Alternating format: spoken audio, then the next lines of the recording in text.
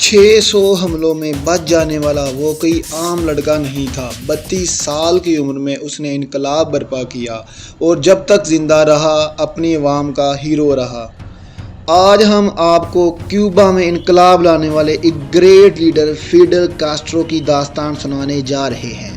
یہ بات ہے 1940 کی، جب امریکہ میں ہونے والے عام انتخابات میں فرینکلن ڈی روز ویلٹ تیسری بار صدر منتخب ہوئے۔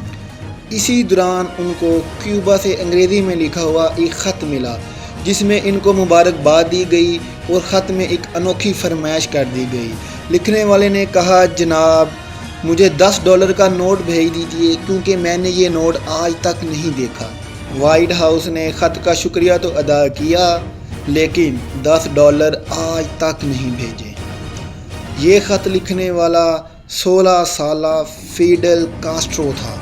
فیڈل کیوبا کے بہت بڑے جاگیردار کا بیٹا تھا اور اس کے باپ کے پاس 25,000 ایکڑ سے زیادہ کا رقبہ تھا۔ کاسٹرو جب بڑا ہوا تو اپنے قصبے سے دور ہوانا میں پڑھنے آیا، مگر کاسٹرو کو پڑھنے سے زیادہ سیاست کا شوق تھا۔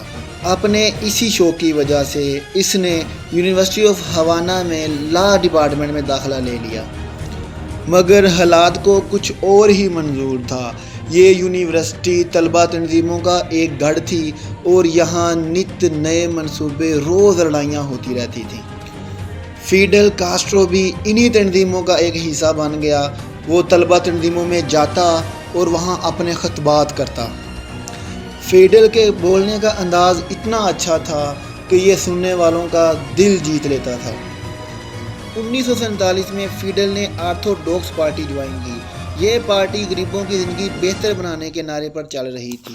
1948 میں اسٹوڈنٹ کانفرنس کے لیے فیڈل کولمبو چلا گیا، جہاں اس نے ایک حیرت انگیز واقعہ دیکھا۔ ایک مزدور لیڈر کو گولی مار کر قتل کر دیا گیا۔ اس قتل کے خلاف پورے کولمبیا میں ہنگامے پھوٹ پڑے۔ لوگوں نے سرکاری عمارتوں پر حملے کیے، گاڑیاں جلا دیں۔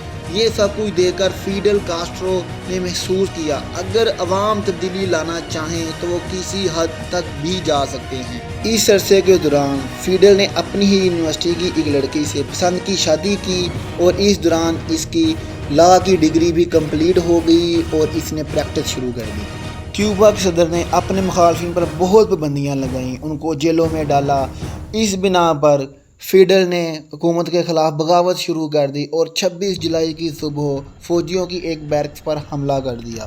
فیڈل کاسٹرو کا منصوبہ تھا، پہلے وہ بیرکس سے اسلحہ لوٹیں گے اور پھر ریلیوں کی شکل میں انقلاب کا اعلان کر دیں گے۔ فوجی بیرکس پر حملہ کرنے کے سنگین نتائج فیڈل کاسٹرو کو بھگتنا پڑے اور اس کا پلان چکنا چور ہو گیا۔ ناظرین، فیڈل کاسٹرو کے ساتھ اس کے بعد کیا ہوا، اس کا پلان کیسے فیل ہو گیا اور اس کے بعد فیڈل کاسٹرو کو کن کن مشکلات کا سامنا کرنا پڑا، یہ ہم آپ کو دکھائیں گے فیڈل کاسٹرو کی ایپیسوڈ نمبر 2 میں۔